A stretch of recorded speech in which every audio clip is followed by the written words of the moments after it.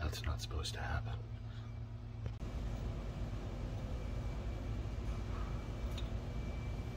Tight.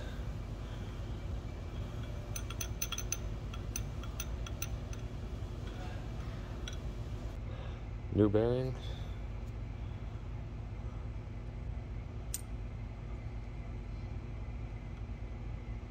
See all that? That shouldn't be there. New shafts, new bearing. Sits on top.